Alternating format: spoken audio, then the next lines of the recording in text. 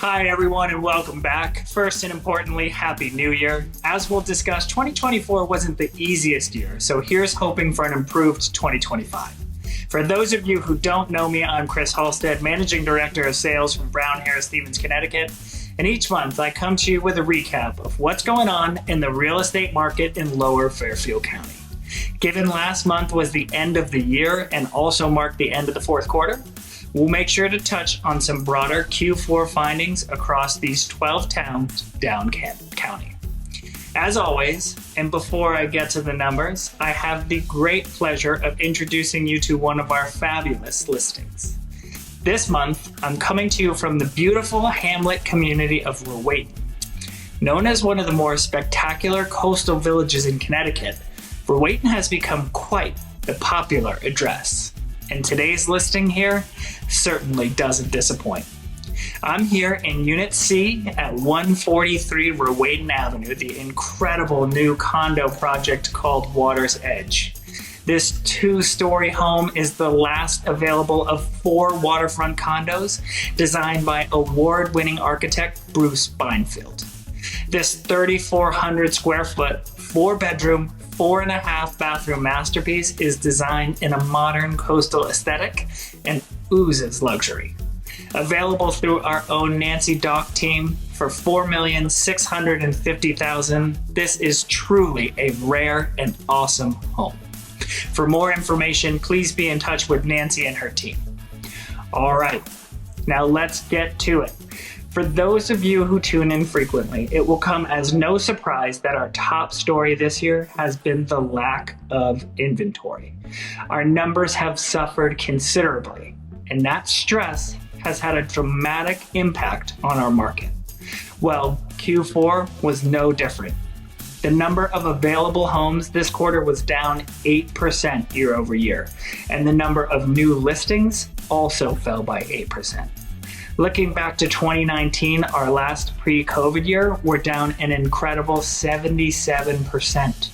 In fact, and get this, according to the National Association of Realtors, Connecticut was noted as having the largest reduction in inventory when compared to 2019 out of any state in the United States. Think about that. That's incredible.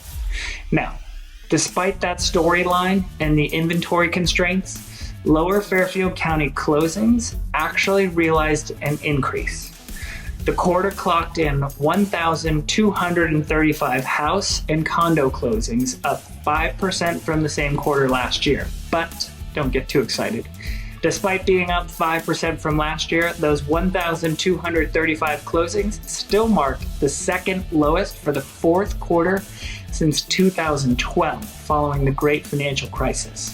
And some more distressing data, the number of pending houses and condos as of the end of December was 352, another 8% decrease from the same time last year. All right, but enough doom and gloom. Let's talk about some of the positives.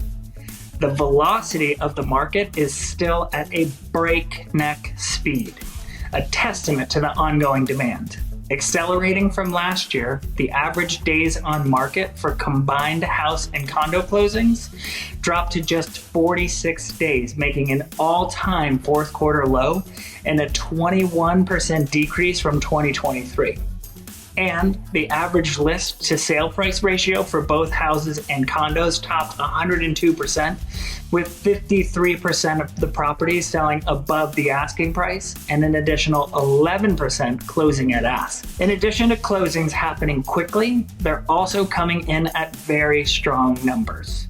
The median sale price for homes was up 5% year over year to $1,100,000, and median sale price for condos was up 4% to $480,000. As I've been mentioning throughout the year, those median sale price numbers have consistently been increasing. Here's an interesting fact for you. According to the Federal Housing Finance Agency, Fairfield County homes increased by 7.2% in the third quarter. The third quarter being the agency's most recent home value metric. That mark is the 20th biggest increase in major metro areas in the United States. This is a significant data point demonstrating that despite our limited inventory, our market is still incredibly strong. All this leads to that time in the show when I urge you, if you've been considering selling, to jump into the market. Buyers still significantly outweigh sellers, and our closing stats are impressive. Time on the market low, prices up. I've said it before, and I'll say it again. There's not been a better time in recent memory to be a seller. Take advantage. All right, stepping down off my soapbox, let's finish this out with a little touch on mortgages. As I mentioned last month, and despite hope earlier in the year for rates to come down more, 30-year fixed rates have been hovering consistently in the mid-sixes. The average 30-year fixed rate in December was 6.72%, a number consistent with the average rate for Q4, which was 6.75%. And many economists are now predicting rates to remain in that range, plus or minus a couple tenths, for a majority of 2025.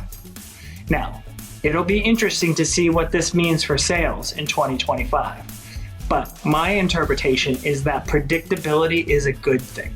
I think there are a number of people who are sidelined because they were waiting for better rates, 5s and 4s. But with us knowing that may not happen for some time, it may cause people to just quit waiting and jump in. All right, that wraps up 2024. I hope yours was a good one and wish you all the best in 2025. As always, remember to click through to our Mastery of Connecticut webpage for more Fairfield County information and in-depth market reports on each of our 12 towns. Otherwise, I'll see you all next month to discuss how the new year kicked off. Thanks, everyone, and so long.